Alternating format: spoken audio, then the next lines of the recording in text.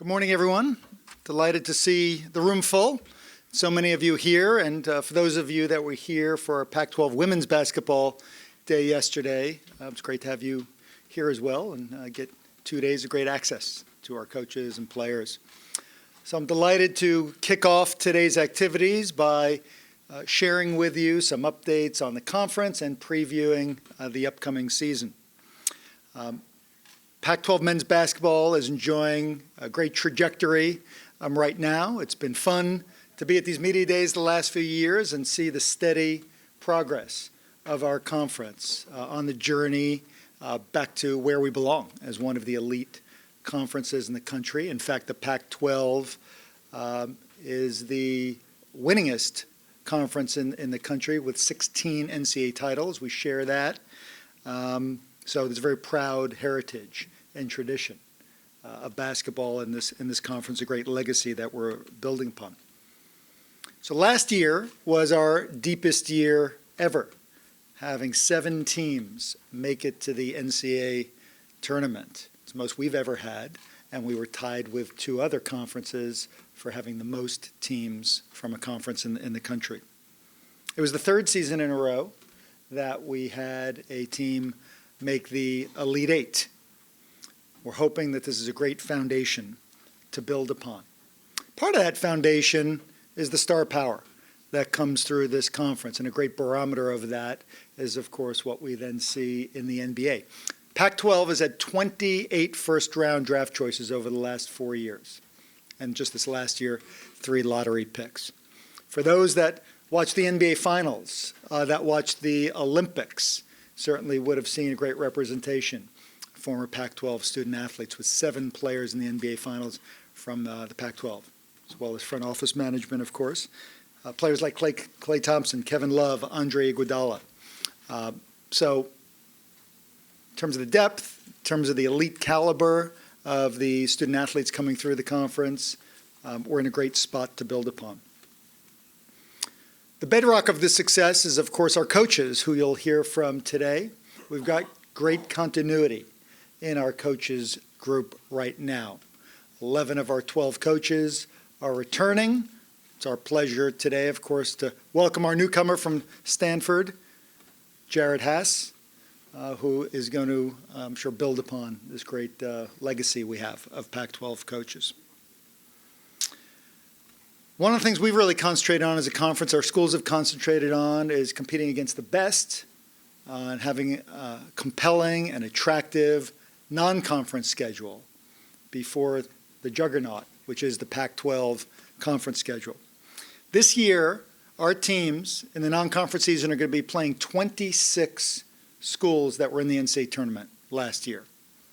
We've got games against teams like Butler, Michigan, Virginia, Xavier, and a lot of these games are neutral site games or away games, which are the toughest tests that you can have. This is going to be another prolific year for the conference in terms of the exposure that we're able to give for our programs. We're going to have well over 220 games telecast on television, 70 of which will be on ESPN, Fox, and CBS. Over 150 games will be telecast by the Pac-12 networks, including many, many hours of studio shows and other shoulder programming that you'll see. When it comes to the Pac-12 networks, some exciting news to share with you today. I'm happy to announce that the Pac-12 networks is now on Charter in Los Angeles and Dallas through their new Spectrum service. This is great news for many of our fans in LA that have been with Charter previously that are now able to get the Pac-12 networks through Spectrum. Today's announcement about Charter and Spectrum follows a series of other announcements we've made over the last few weeks about expanded distribution and coverage for the Pac-12 networks throughout the country, which is great for our fans to see this moving in the right direction, especially as technology is transforming the world of distribution and providing many more opportunities for us to get the great content that's on the Pac-12 networks out to our fans. What I love about this season is for the Pac-12, it's going to start in a very exciting way, and it's going to end in a new and very exciting way. The start of the season will happen for the second year in a row in Shanghai, China, where we have Stanford playing against Harvard for the opening tip-off game. It'll be broadcast live on ESPN back here in the U.S. This is an amazing and transformative life and educational experience for our student athletes. Highlights what's unique and powerful about the Pac-12 and our universities and our global footprint. And we are seeing very steady and exciting progress in terms of our activities overseas in China and beyond. The season is going to then end again in Las Vegas, but at a new venue, at the T-Mobile Arena in Las Vegas, the newest state-of-the-art indoor venue in this country. It's going to be really exciting step forward for our fans, for our student athletes, and others, the media that are able to attend the event. For those that haven't been to T-Mobile Arena yet, I think you'll be very impressed. And as the conference continues to elevate and get deeper, our games are more exciting and compelling than ever. We're going to be in one of the most exciting venues for basketball in the country. But the attention of the college basketball world is going to stay west after that. For the first time in a while, the conference is involved in hosting the NCAA West Regional, which is going to be right here in San Jose. And of course, we've got the Final Four back out west in Phoenix at the end of the year that Arizona State's going to be involved in co-sponsoring. So I believe there's going to be a very, very exciting year for Pac-12 men's basketball. The attention of the country is very much going to be focused west in the postseason.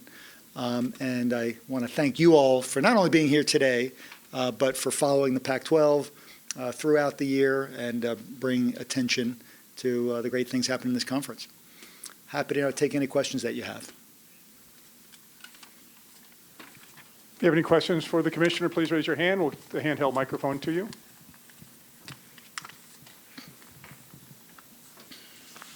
Got one here in the right, up front. In the middle.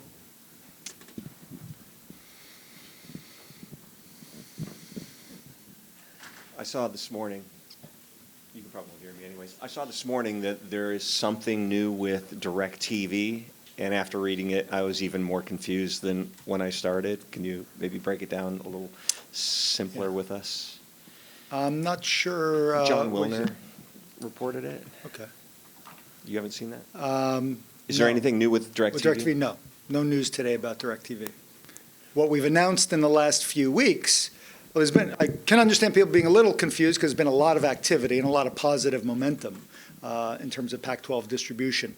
Just in the last month, or at least since the beginning of football season, we've announced for the first time the Pac-12 networks is carried by Frontier in the LA market, which bought Verizon. So all the former Verizon Fios customers in the LA market that weren't getting the Pac-12 networks, now we're getting the Pac-12 networks.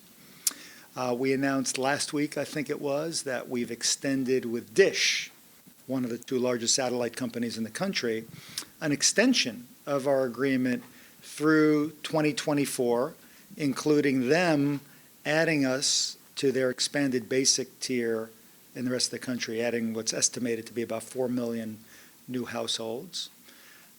We announced in the last couple of weeks our first what's called over-the-top deal with Sling TV, which is the first of several I think you will see us do. But what's significant about Sling is that regardless of who your cable or satellite company is, you can sign up for this app that will give you access to the Pac-12 networks and other networks for approximately $25 a month. You can start it and stop it whenever you want. And so you're not tethered to your cable or satellite provider if you want to get the Pac-12 network. So anyone, anywhere in the country that has an internet connection or a telephone connection can access these 150 men's basketball games. The other thing that we've announced since the start of the season is that the Pac-12 National Network is now going to be covered on expanded basic in HD when it's with Comcast, Cox, something that's referred to as the flip, which is great news for our fans. It means that every football game, every men's basketball game for customers of Comcast and Cox, they're going to be able to get in HD on expanded basic. And then for the first time, we're announcing here just a few minutes ago, that Charter, one of the largest cable companies in the country, and certainly one of the largest in the LA market, they bought Time Warner, and as part of that, they've just launched us on their new Spectrum service in LA and Dallas. So all that's happened in the next month, so I can understand why you're a little confused. There's been a kind of a steady flow of deals and momentum, which is encouraging, and more to come. Any questions? Front row in the middle.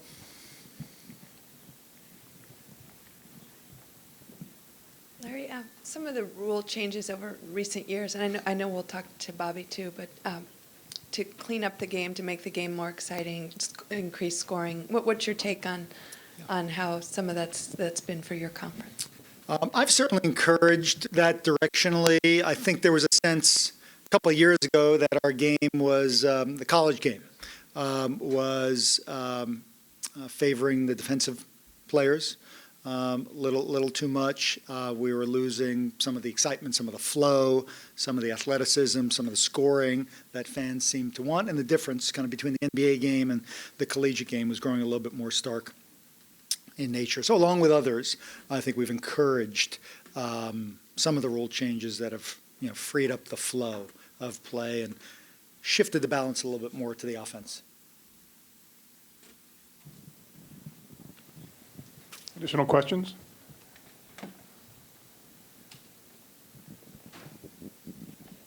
One more in the follow-up here. Just to follow up on yesterday, you mentioned being in discussions with your partners in China. Do you have an idea of when you would hope to decide on whether a team will start in China next year? Yes, what Janie's referring to is we initially announced a 2-year agreement to play our opening tip-off game in Shanghai, working with one of China's leading companies, Alibaba, who's our presenting sponsor. Games telecast throughout China, and a lot of cultural activities around that. The opening tip-off game last year was University of Washington against Texas. We followed this year with Stanford against Harvard, which will take place November 12th at the Mercedes-Benz Arena in Shanghai. I expect that around the game this year in Shanghai, we'll announce our plans for the future. We're in discussions with current partners and others about what next. It's gone well. We've gotten good feedback, but I don't have anything for you today. But I expect by the game this year, we'll be able to talk about what's next on our China plan.